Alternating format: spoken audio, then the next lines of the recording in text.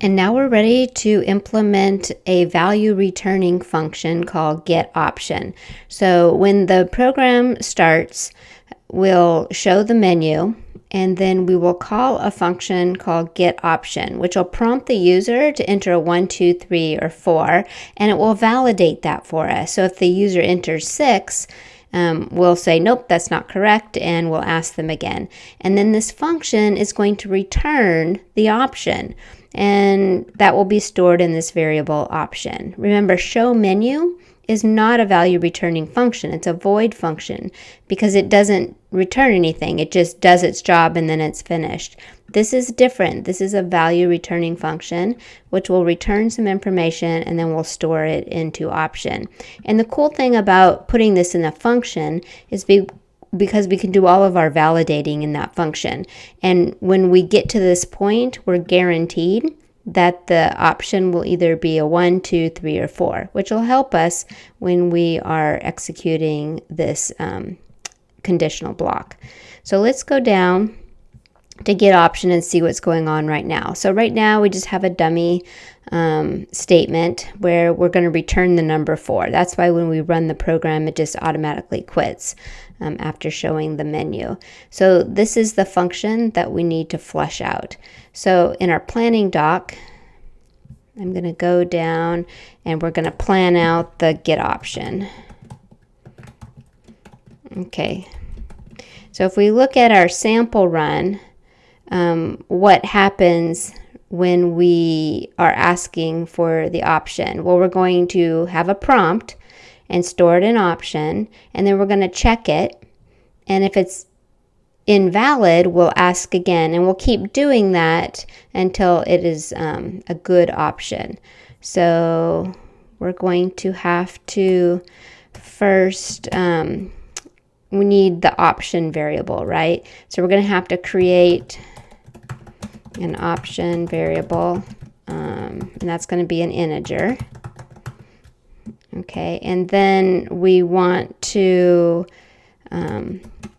prompt for option and store in option.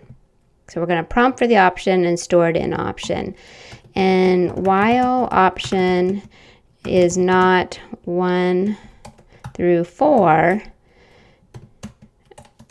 we'll give a message or print a error message, and then we will prompt for option and store an option. So we'll just do this part again. Okay, so you can start thinking about the logic, step by step. So we're going to just create that variable. We'll prompt for the option, store it in option, and while option is not 1 through 4, we'll print an error message, and then we'll prompt for the option and store it in option again. And as soon as they enter a valid option, we will just return it. So we'll just return option. Okay, so remember in show menu, we're just returning. We're just done. We're not going to return any information. But in getOption, we're going to return a piece of information called option. So I'm going to go ahead and copy this, and I'll put it right above, right here. And then I'll comment that out. It's the command or control and the / again. Okay, and then I can just delete that for now. Okay, so now we're ready to do our steps. And then I can delete this pseudocode as soon as I'm done. So the first thing is to create an option variable of integer, so I'll assign it as 0. And then I want to prompt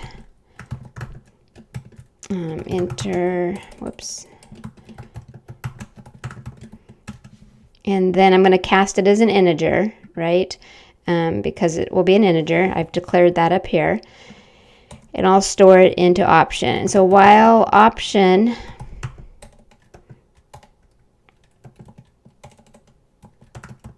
is less than 0, so if they less than or equal to 0, right? If they enter a 0, that's not valid either. So if it's less than or equal to 0, or option is greater than 4, right?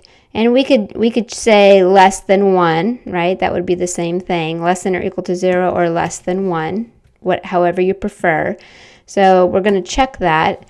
We'll print an error message, invalid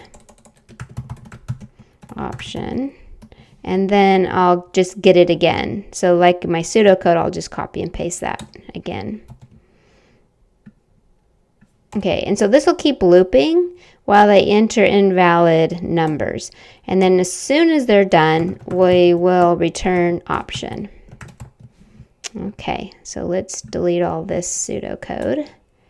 And then of course we always want to test our code before we move on. So enter an option 1. Okay, enter an option 2. Enter an option 3, and enter an option 4. Okay, that looks good.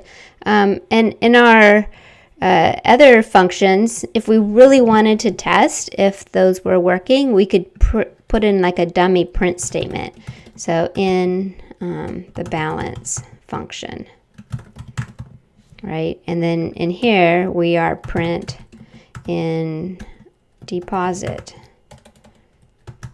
function, and then in the withdraw we can say print in the withdraw function. And then this way we can just test to make sure that our logic in our main function is correct. So let's run that again.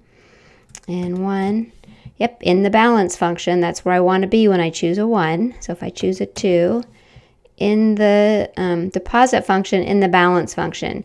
Now that's because when I hit deposit, it's going to make the deposit. But remember our original planning, we want to automatically print the balance again. Okay, so that's why we are calling the print balance. And then let's see, 3 in the withdraw function, and it prints the balance. And what we didn't test in our original, which was my mistake, was invalid input, right? What if they do a 0? It's an invalid option. How about a -1? It's an invalid option. What about 5? It's an invalid option. So make sure you test that in your program before you move on. And then I'll do 4 to quit.